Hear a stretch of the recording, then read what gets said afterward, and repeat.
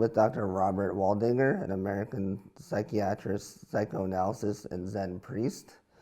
He is a part-time professor of psychiatry at Harvard Medical School and directs the Harvard Study of Adult Development, one of the longest-running studies of adult life ever conducted. Doctor, thank you so much for being here today with me. I'm glad to be here. How did you become interested and involved in the grant study? I'm the fourth director of the study, and my predecessor, George Valiant, was one of my teachers in medical school. He lectured to my medical school class, and I thought this was the most amazing study of all of these people followed throughout their lives. And then 20 years later, he took me out to lunch and said, how would you like to inherit this study? And I was initially a little bit reluctant, but it seemed like such a privilege to be able to follow people, to study people, to go back to people again and again. And so I started working with Dr. Valiant and gradually took over the study. And that's what I've been doing for the last 20 years of my career. Is there a common denominator of happiness for everybody, which I believe there is a common denominator for everybody somewhere in there? Can you explain the recipe of happiness and how you came to find these discoveries? Well, there's research about this. And what they find is that happiness falls into two big categories. One is called hedonic well-being. It comes from hedonism, and it means kind of moment-to-moment happiness. Am I having fun right now? The other kind of happiness is called eudaimonic well-being. It comes from Aristotle, and it basically refers to that sense that life is meaningful, that life has significance. And it seems like all of us want some of both kinds of happiness, that all of us want to have moment-to-moment good times, but at the same time, we all want to feel like our lives are worth something and they have meaning. And people tend to prioritize one more than the other. Some people are real party people. Other people are much more meaning and purpose people. Over the last few years, you've gotten a little famous over the internet. Do you think fame has brought you happiness in any way? No, I don't think it has. It's brought me some interesting experiences, and I've met people I might not have met otherwise.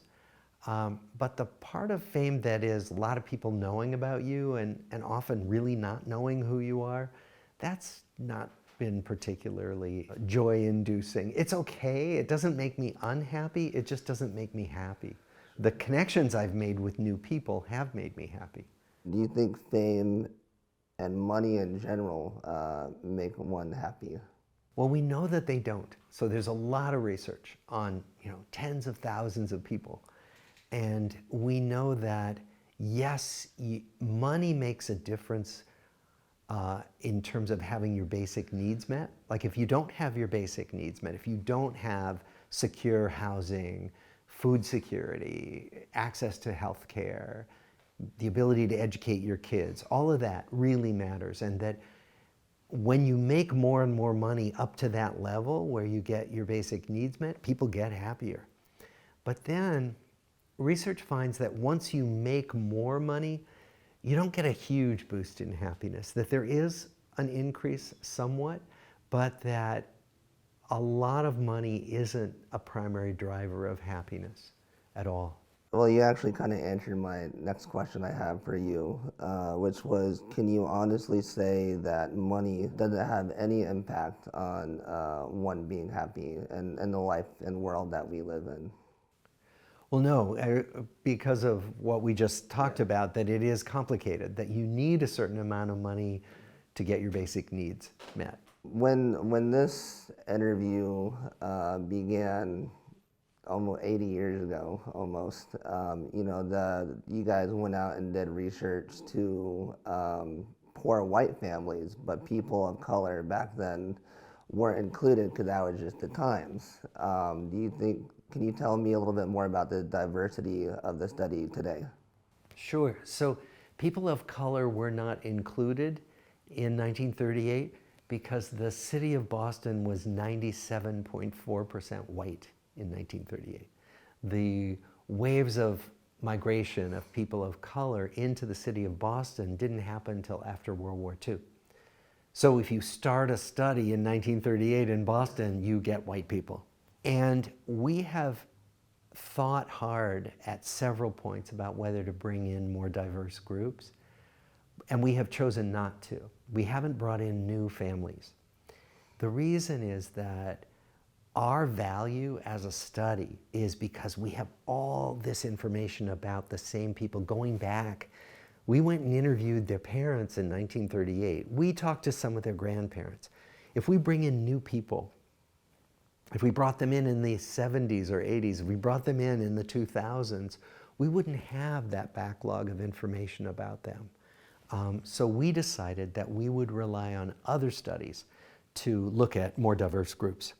If relationships are such a big predictor of happiness, and we know that people with learning differences struggle with happiness just in general, did that mean people with LDs are more likely to be unhappy? And what is the advice that you have for that? It depends on whether people with learning disabilities are in situations where they're allowed to feel good about themselves, right? So having a different learning style isn't good or bad or anything. It's just a different learning style. And people may have challenges in one area, but they may be great at other things. So the question is, what does your surrounding culture make you feel about your learning style? If you're made to feel like you're lazy or you're not bright, then yeah, you're gonna feel bad. But if you're with people who understand who you are and what your situation is, and they make you feel perfectly normal, then the chances are you will be no less happy than anybody else. So a lot depends on the surrounding world and how it meets you and your particular learning style. I believe that the term learning disabilities should be changed to learning differences, and that's been my life campaign for the last 5 years or so, because I think it can help fight the stigmas around it, and I think it can make people and make the diagnoses uplift their happiness, if you will, and it can help the doctors as well understand a little bit more. Can you talk a little bit about why it's important to accept those who may be different from ourselves for our happiness, and why you think it might be a good idea to change the phrase from learning disabilities to learning differences?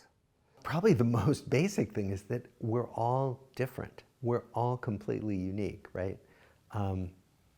Oscar Wilde once said something which I loved. He said, "Be yourself, everybody else is already taken." And if you think about learning differences, they're just differences. If you think about people who are neuroatypical, nowhere is it written that you're supposed to be a certain way or you're supposed to have a certain learning style. We've constructed educational systems that say, we want you to have this learning style because that works for our system. But, that's just because of the way society has constructed itself. So really what we want to do, and I think it's happening more, is that we're understanding the complexities of each person's brain, each person's style of learning, and that the more we understand that, the more sophisticated we get at recognizing talents as well as places where people aren't as strong. So, for example, IQ is something that's really overvalued. You can give an IQ test and you can give people a number, right? Great. But we know that people with the highest IQs often are not successful, for example, in the working world, because they have terrible emotional intelligence. They have terrible people skills. They're people who have traditional learning differences, like maybe they don't read in the same way or they don't do math in the same way. but they're fantastic at reading a room. They're fantastic with other people. And those people are often amazingly successful in organizations, for example. So it's really broadening our conception of what it is to be normal, right? Normal should encompass such a wide range of styles and abilities. When doctors label people certain ways when there's something wrong with them, do you think there's a certain way doctors can label people to help the patient's happiness? Well, labeling is kind of a two-edged sword. So on the one hand, giving somebody a label reduces them to a stereotype, right? If I say somebody has learning disabilities, that conjures up some image, in my mind, maybe in other people's minds. And so that's not a good thing when we essentially put somebody into a category and reduce them to a stereotype. On the other hand, many people have said that when they finally have their learning difference explained, it's like, what a relief. Oh, this is why I don't read in the same way that other people do, or I can't learn in the same way that some other people learn, right? So there's both the stereotyping, which is not a good thing, but there's also the explaining, which can be a very good thing because it helps people understand their experience better. It can also give people a path forward. Like often, once you make a diagnosis, oh, this is the learning style that you have, then we can help people know what to do about it. We can help people with different methods for learning more efficiently, for doing the things they want to do. So I would say that labeling is both a blessing and a curse, and it all depends on how it's used. One thing I've noticed is I feel that people, with all the violence just in general that's going on in this world now, I feel that people are less happy now than they were even 10 years ago. Do you think that's right? I think our average levels of happiness are going down. The United Nations issues a happiness report, a world happiness report every year. And the levels of happiness around the world have gotten lower. Some of that has to do with great big things like a global pandemic, like climate change, which is destroying the planet, prompting mass migrations, dislocations, droughts, floods, all these things. So there are a lot of kind of global factors that are impacting our well-being. And of course, there are ripple effects. When there are lots of populations who are dislocated and refugees, then many other people react to that. There are shortages of resources. There's so many things that are happening right now in our world that we can point to and say that probably has something to do with the problems in happiness. There are also some things we can do. I mean, a lot of my research shows that valuing and prioritizing connections with other people can go a long way toward increasing our happiness, increasing our sense of well-being. So there are things we can do to make things better. Do you think there is a correlation between happiness and living long lives? Yes, we know there is a correlation. There's a lot of data from many studies that show that the people who are happier, and particularly the people who have better connections with other people, live longer and they stay healthier as they get older. That there's something about unhappiness, bad relationships, and social isolation that cause stress. And we know that stress, emotional stress, if it lasts a long time, breaks down body systems. My last question I have for you is, do you think keeping secrets or telling the truth is better for one's happiness? Well,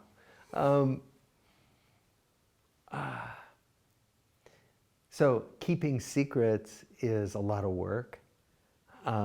It's exhausting.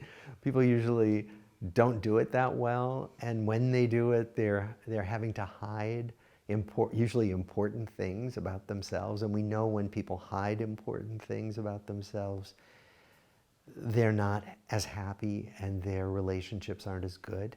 So telling the truth usually does matter. And we now know kind of on a societal scale that there's a lot less truth telling, and it makes people less confident in other people. I don't know what to believe anymore. I don't know who to believe. That raises our level of anxiety as a society. So all of that suggests that telling the truth really, really does matter for well-being.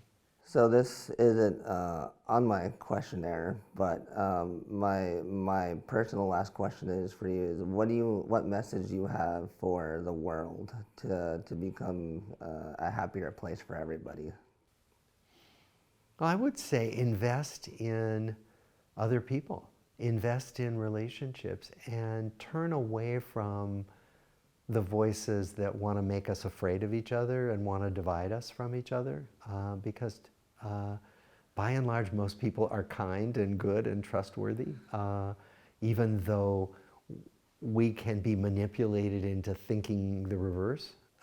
So I would say invest in people. Dr. Waldinger, thank you so much for being here with me today, and I really appreciate it.